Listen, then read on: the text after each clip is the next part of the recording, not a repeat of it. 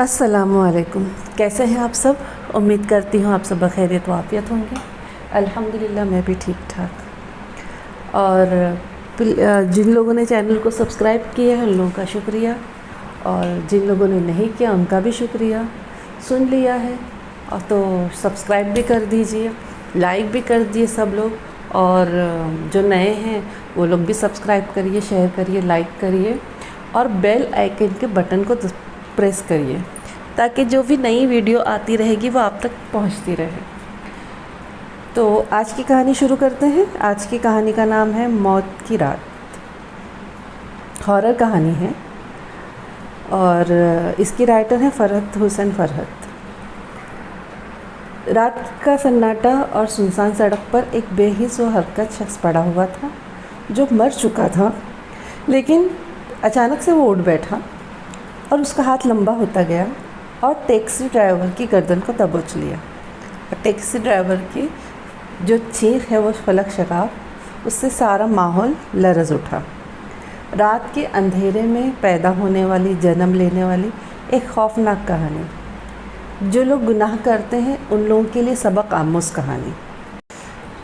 ओ मेरे बाप, मेरे चाचा, तुझसे कह जो दिया मैंने नहीं जाना, नहीं जाना, फिर तू क्यों ख्वामोखा मेरा वक्त ख़राब कर रहा है? चल उतर नीचे, कामू ने बूढ़े को खुआर नज़रों से घूरते हुए कहा, जो टैक्सी का दरवाज़ा खोलकर ज़बरदस्ती टैक्सी में बैठ गया था। देखो बेटा, मेरी मजबूरी है, एक ही जवान बेटा है मेरा, उसको कुछ हो गया तो मैं बर्बाद हो जाऊंगा। बूढ़ा दोनों हाथ जोड़कर घिघियाया। तो तू ऐसे नहीं मानेगा, तेरे साथ दूसरा काम करना पड़ेगा, कहकर कामू ने दरवाज़ा खोला और बारिश की परवाह किए बगैर टैक्सी से बाहर निकल आया और पिछली सीट पर गठरी बने बूढ़े को एक झटके से गिरेबान पकड़कर टैक्सी से बाहर निकाला और दरवाज़ा पूरी कुव्वत से बंद करके टैक्सी में जा बैठा। तो 300 रुपये ले ले, मैं ये तेरा एहसान कभी नहीं भूलूंगा। बहुत देर बाद तो कोई टैक्सी दिखाई दी है, बूढ़े ने 100 के 3 नोट कामू को दिखाते हुए कहा। कामू टैक्सी स्टार्ट करने के बाद चलने को ही था। मेरे बाप, टैक्सी का मतलब ये तो नहीं है कि जब जिसका दिल चाहे हाथ रख कर रोक दे। हमारे भी तो हज़ारों लफड़े होते हैं, रख ले अपने 300 रुपये। कामू ने उंगली नचाकर हिकारत से बूढ़े की तरफ देखते हुए कहा और एक झटके से गाड़ी को आगे बढ़ा दी। कमबख्त ने बारिश में सारा गीला कर दिया, ऊपर ही चढ़ा देता गाड़ी तो अच्छा था। यूं ही खौमखौह गाड़ी रोककर टाइम बर्बाद किया। कामू पर शराब का नशा सर चढ़कर बोल रहा था। बूढ़ा वीरान सड़क पर खड़ा, बारिश में भीगता, दूर होती टैक्सी की पिछली सुर्ख बत्तियों को हसरत व यास की तस्वीर बना देख रहा था, जो बारिश की बौछार में उसकी उम्मीद की तरह मध्यम होती जा रही थी। 50 साला कामू तजुर्बाकार टैक्सी ड्राइवर और औरत का रसिया था। 4 बच्चों का बाप बन जाने के बावजूद पेशावर औरतों की लत उस पर सवार थी। बारिश सुबह से हो रही थी और टैक्सी वालों पर तो वैसे भी बरसात में बूंदों की तरह नोट भी बरसते हैं। परेशान हाल सवारियां मुंह मांगे किराए पर बहस नहीं करती और टैक्सी वालों के मुंह भर देती हैं। कामू सुबह का निकला, रात 9 बजे को जो घर आया तो जेब में 700 रुपये थे। धंधा तो 1200 रुपये का हुआ था, मगर 200 का पेट्रोल, 175 की शराब और 125 रुपये चिकन बोटी और सिगरेट वगैरह में खर्च हो गए। घर पहुंचकर उसने घटिया शराब की बोतल खोली तो पूरा कमरा नागवार बू से भर गया था। फिर कामू ने यके बाद दिकरे कई गिलास शराब पी और भीगे मौसम का मज़ा लेने लगा। मुद्दतों बाद वो घर में शराब पी रहा था, क्योंकि उसकी बीवी बच्चों को लेकर मायके गई हुई थी और आजकल वो बिल्कुल तन्हा था। नशा सर पर चढ़ा तो तन्हाई काटने लगी, और जब जेब भी भरी हो, भीगा भीगा मौसम हो, तो ये तन्हाई कैसे दूर हो। कामू ने चाबी उठाई, बाहर आया, घर को ताला लगाया और झूमता झामता टैक्सी में बैठा। दिया सलाई की रोशनी में घड़ी देखी तो 11:15 का वक्त हुआ। मालूम नहीं लुबना जाग रही होगी या सो गई होगी। सो भी हो गई होगी तो क्या हुआ, जगा दूंगा। लानत है अपने ऊपर, ये जो भीगे मौसम को इस तरह बेकार जाने दिया जाए। कामू मुसलसल सोचते हुए बड़बड़ा रहा था। गली में पानी जमा होने की वजह से टैक्सी को आहिस्ता आहिस्ता चलाता हुआ वो मेन बाज़ार में निकल आया। सड़क अंधेरे में डूबी हुई थी। दरमियानी रफ्तार से सड़क पर चलने के कुछ देर बाद उसने टैक्सी एक चौड़ी गली में मोड़ ली। सीधी 2 तरफा सड़क पर वो जाकर मिलती थी। बड़े रोड पर आते ही उसने गाड़ी की रफ्तार तेज़ कर दी और नशे की तरंग में गाना गुनगुनाने लगा। ये रात भीगी भीगी ये मस्त समा। गाड़ी गीली और हमवार सड़क पर उड़े जा रही थी कि लुबना के फ्लैट से मील भर पहले वो बूढ़ा दोनों हाथ ऊपर उठाए अचानक ही टैक्सी के सामने आ गया था। नशे के बावजूद कामू ने पेशावर मुस्तैदी का सबूत देते हुए कमाल होशियारी का मुजाहरा किया और पूरी कुव्वत से ब्रेक लगाए। गाड़ी भीगी सड़क पर दूर तक फिसलती हुई चली गई। गाड़ी को रुकता देखकर बूढ़ा टैक्सी के करीब आया। बूढ़ा बहुत ज़्यादा मजबूर था। यही वजह थी कि वो यूँ जान की परवाह किए बगैर टैक्सी के सामने आ गया था। उसके जवान बेटे ने एक बेवफा लड़की के इश्क में गिरफ्तार होकर कोई जहरीली चीज़ खा ली थी जिससे उसकी हालत बहुत ख़राब थी और इस ख़राब मौसम में वो टैक्सी या किसी दूसरी सवारी की तलाश में मारा मारा फिर रहा था। बूढ़े ने कामू की बहुत मिन्नत समाजत की, यहाँ तक के पाँव भी पकड़ लिए, लेकिन कामू किसी सूरत नहीं माना। वो अरसा 12 साल से टैक्सी चला रहा था। इसे ऐसे कितने ही लोगों से वास्ता पड़ चुका था।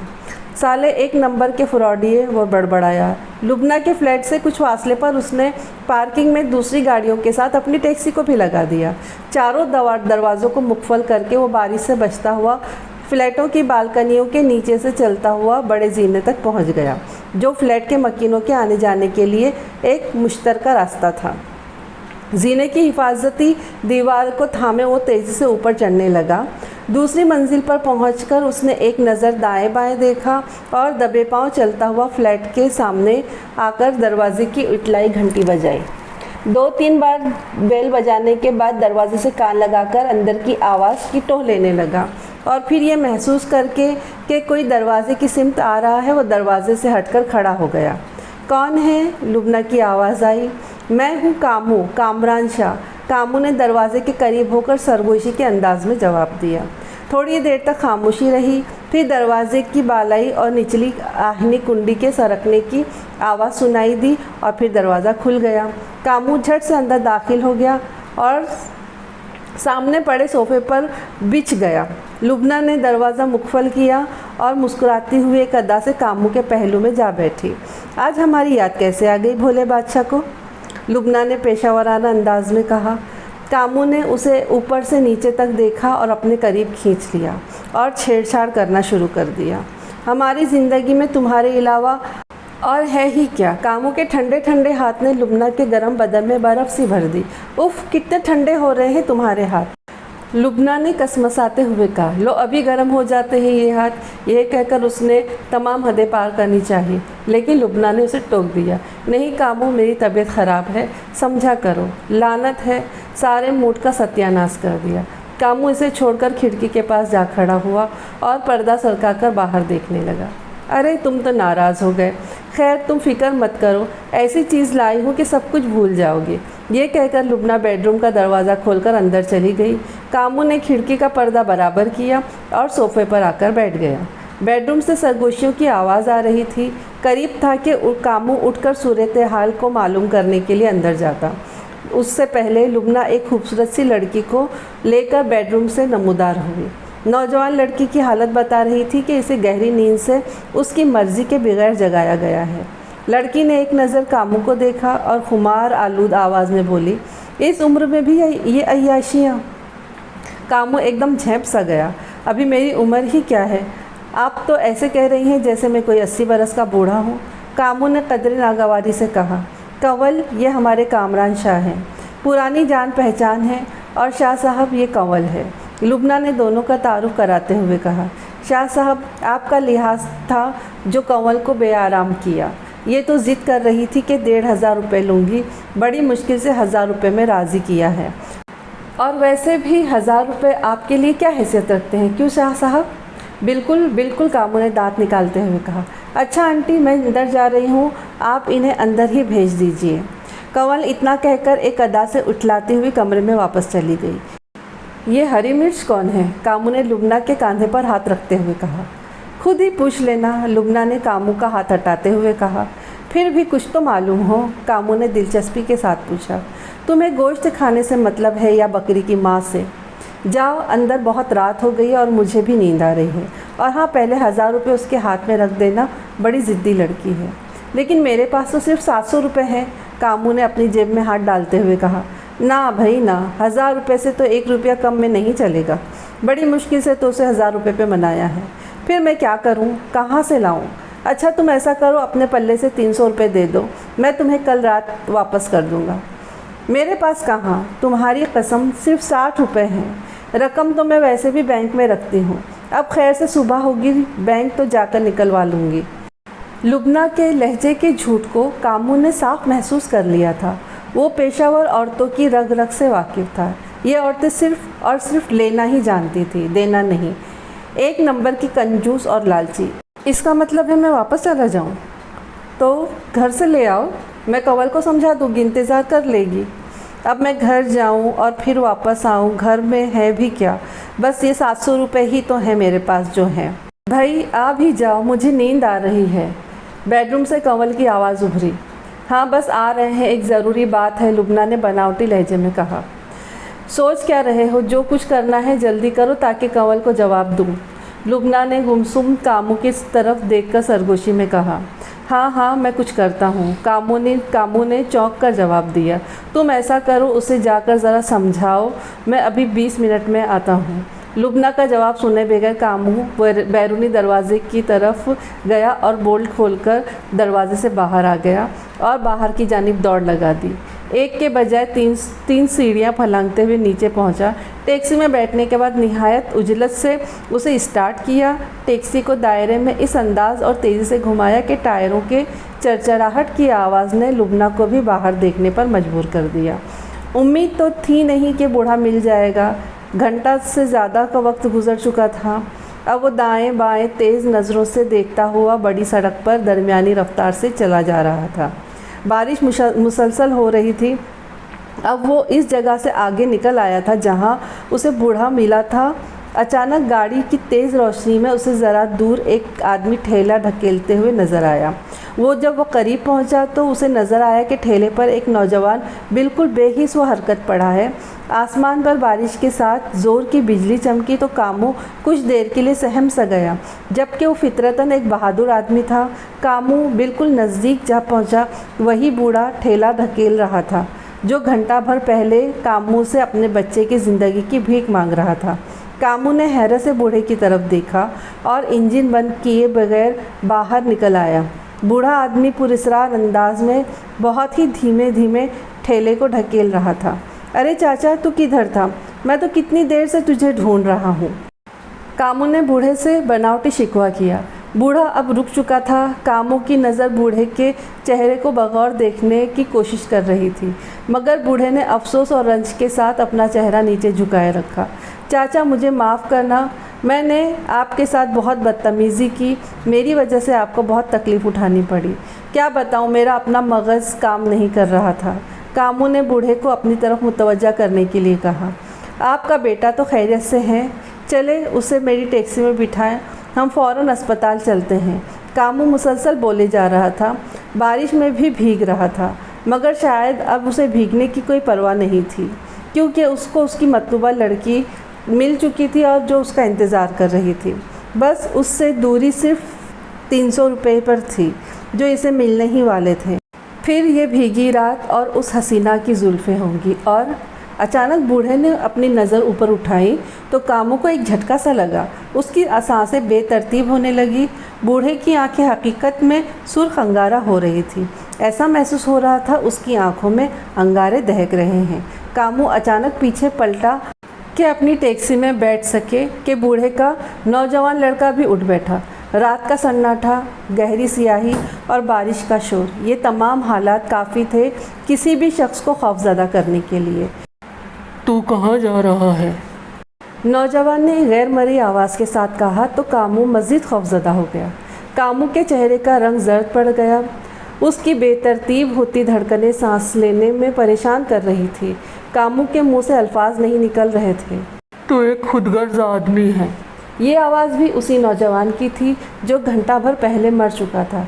कामू के कदम ज़मीन ने इंतहाई मजबूती से पकड़ लिए थे। कामू को ऐसा महसूस हो रहा था कि जैसे उसे फालिज हो गया हो। वो अपनी उंगली भी नहीं हिला पा रहा था। ऐसा लग रहा था जैसे कामू को बूढ़े ने और उसके बेटे ने काबू में कर लिया हो। कामू आज अपनी इबरतनाक मौत को बहुत करीब से देख रहा था। उसे यकीन हो गया था कि आज उसकी ज़िंदगी का खात्मा होकर रहेगा। कामू को आज अपनी सारी बदआमालियाँ, अय्याशियाँ याद आ रही थी, अपनी बदतमीज़ियाँ जो वो लोगों के साथ किया करता आ रहा था। अपने पेशे से ज़्यादा उसे कोई चीज़ अजीज़ नहीं थी और उसने उस पेशे का बहुत गलत इस्तेमाल किया था। कभी किसी ज़रूरतमंद को उसकी मंजिल तक पहुंचाया तो भारी मुआवजे के इवज़ शराब चरस जैसे नशा करके इस टैक्सी को चलाया और अपनी रोज़ी को हराम किया। हमें पता था कि तू दोबारा ज़रूर आएगा अपनी ज़रूरत पूरी करने के लिए। अब बूढ़ा बोल रहा था, तू अय्याशी के लिए जिस कोठे पर गया था हम भी तेरे साथ उस कोठे पर गए थे। कामू हैरान और परेशान और खौफज़दा कैफियत से दो चार खड़ा बूढ़े की बातें सुन रहा था। बूढ़े का चेहरा बेहद खौफनाक लग रहा था और नौजवान का चेहरा धुआं धुआं हो रहा था। तूने अपनी हवस परस्ती के सामने इंसानी ज़िंदगी को कोई अहमियत नहीं दी। मेरा बाप तेरे सामने गिड़गिड़ाता रहा, तेरे हाथ पांव पकड़ता रहा। तुझे एक जिस्म की भूख थी ना, तेरा तो वक्त बर्बाद हो रहा था ना, मेरा ये बूढ़ा बाप। नौजवान की आवाज़ बेहद भारी थी जिसे सिर्फ कामू ही समझ सकता था। अरे तू अगर मुझे फौरी तौर पर अस्पताल ले जाता तो शायद मेरी ज़िंदगी बच जाती और मैं ये हराम मौत तो नहीं मरता। मरने के बावजूद मुझे सुकून नहीं मिला और सुकून मिलेगा भी क्यों, क्योंकि मैंने अपनी ज़िंदगी का खुद ही ख़ात्मा किया है और मैंने अपनी ज़िंदगी को खुद ही अपने हाथों से ख़त्म किया। मगर अब तू भी नहीं बच सकेगा, अब तू भी हमारे हाथों मरेगा, क्योंकि तूने एक नहीं दो ज़िंदगियाँ ख़त्म की हैं। जिस बाप का जवान बेटा मरता है तो वो बाप भी मर जाता है। दिल का शदीद दौरा पड़ने से मेरा बाप भी ख़त्म हो गया, मगर तेरी भूख ख़त्म नहीं हुई। नौजवान के मुंह से गुर्राहट की आवाज़ निकल रही थी और उसके हाथ लंबे और नाखून नोकीले होकर कामू की गर्दन पर अपनी गिरफ्त आहिस्ता आहिस्ता मजबूत करते जा रहे थे। बूढ़े के बाल हवा में उड़ रहे थे और बारिश अब बूंदाबांदी में बदल गई थी और आहिस्ते आहिस्ते ख़त्म हो रही थी। मैंने तो पाकीज़ा मोहब्बत की थी, लेकिन कल शाम मैंने एक बेहद खूबसूरत लड़के के साथ जब काबिल एतराज़ हालत में देखा तो अपने जज्बात पर काबू न रख सका और अपनी ज़िंदगी ख़त्म कर बैठा। मैं बुज़दिल था, ना मुराद आशिक था। मुझे तो उन दोनों को उसी वक्त वहीं पर ख़त्म कर देना चाहिए था, मगर मैं मुजरिमों की तरह उल्टे कदमों वापस लौट आया। फिर ये मेरे साथ क्या हुआ? तुम जैसे कमीनों की इस फ़ानी दुनिया में कोई कमी नहीं। मुझे पता है मैंने उस लड़की को और उसके आशिक को ऐसी इबरतनाक मौत से हमकिनार किया है कि लोग उस मौत को हमेशा याद रखेंगे। और आज तेरी कहानी भी इख्तिताम की तरफ बढ़ रही है। आज की रात अपने पहलू में कई इंसानों को समेटकर ख़त्म होने जा रही है, समझा? नौजवान के हाथों की गिरफ्त कामू की गर्दन पर मज़ीद मजबूत होती जा रही थी और कामू को ऐसा महसूस हो रहा था कि जैसे उसका दम निकल रहा है। मौत की अजियत के लम्हे कामू पर बीत रहे थे और कामू की आंखें उबल पड़ी थीं। ज़ुबान लंबी होकर बाहर निकल रही थी और टांगें फालिज ज़दा होकर ज़मीन पर सिमट गई थी और अब गर्दन की हड्डी भी टूट गई थी। मगर कामू का सांस सीने में अटका हुआ था और वो मौत का तलबगार हो रहा था कि जल्दी से उसे मौत आए और वो इस तकलीफ़ से छुटकारा पा ले। नहीं बेटा, अभी नहीं, बूढ़े ने अपने बेटे से कहा। कामू बेहोशी की हालत में ये आवाज़ सुन रहा था और अब वो बेहोशी से कोमा की हालत में आ गया था, जहाँ बंदा ज़िंदगी और मौत के दरमियान अटक कर रह जाता है। सड़क वीरान थी, बारिश मुकम्मल तौर पर थम चुकी थी और सुबह की आमद के आसार नमूदार होने लगे थे। कामू की टैक्सी एक दीवार के साथ खड़ी थी। आहिस्ता आहिस्ता लोगों की आमद-ओ-रफ्त शुरू हुई। काफ़ी देर बाद एक शख्स की नज़र कामू की टैक्सी पर पड़ी तो वो हैरान सा टैक्सी के करीब आया और जब उसने स्टीयरिंग सीट पर कामू की ढुलकी हुई गर्दन देखी जिससे ताज़ा ताज़ा खून निकल रहा था, वो खौफज़दा होकर चीखा और उसने लोगों की तवज्जो उस जानिब मबजूल कराई। थोड़ी देर बाद पुलिस भी आ गई और इब्तदाई कार्रवाई में मसरूफ़ हो गई। भाई, मैं कुछ देर पहले ही दूसरे मोहल्ले से आ रहा हूँ, वहाँ भी 2 कत्ल हुए हैं, नौजवान लड़की और नौजवान लड़का, दोनों ही काबिल एतराज़ हालत में थे। लड़की का तो बाप सदमे से उसी वक्त ही हलाक हो गया। बेचारे ने जब इस हालत में अपनी लड़की को देखा, उसे फ़ौरन दिल का दौरा पड़ गया और वो बेचारा अपनी जान से गया। पूरा मोहल्ला थू थू कर रहा था उन लोगों पर, किसी को भी उनसे हमदर्दी नहीं थी, बल्कि लोग तो कह रहे थे कि ऐसे बदकारों को ऐसे ही इबरतनाक अंजाम से दो चार होना चाहिए। इंस्पेक्टर सरफराज एक सिपाही लाल मोहम्मद से ये सारी गुफ्तगू कर रहा था। दूर कोने में बूढ़ा और उसका नौजवान बेटा खड़े सब कुछ देख रहे थे। अब इनका अगला शिकार यही इंस्पेक्टर सरफराज था, क्योंकि इंस्पेक्टर सरफराज भी कई मासूम लड़कियों की ज़िंदगियां तबाह कर चुका था और उन्हें अपनी हवस का निशाना बना चुका था। मगर सरफराज इस बात से बेखबर था कि वो अब एक इबरतनाक मौत से हमकिनार होने वाला है। आज की कहानी बस इतनी ही, और हम सबको भी ऐसे हर काम से बचना चाहिए कि जिसका अंजाम ख़तरनाक हो। तो आप लोग सब अपना ख्याल रखिए बहुत बहुत, और मुझे दुआ में याद रखिए। कमेंट्स करिए, लाइक करिए और सब्सक्राइब भी करिए, और मिलते हैं फिर अगली कहानी के साथ में। अस्सलाम वालेकुम, अल्लाह हाफिज़।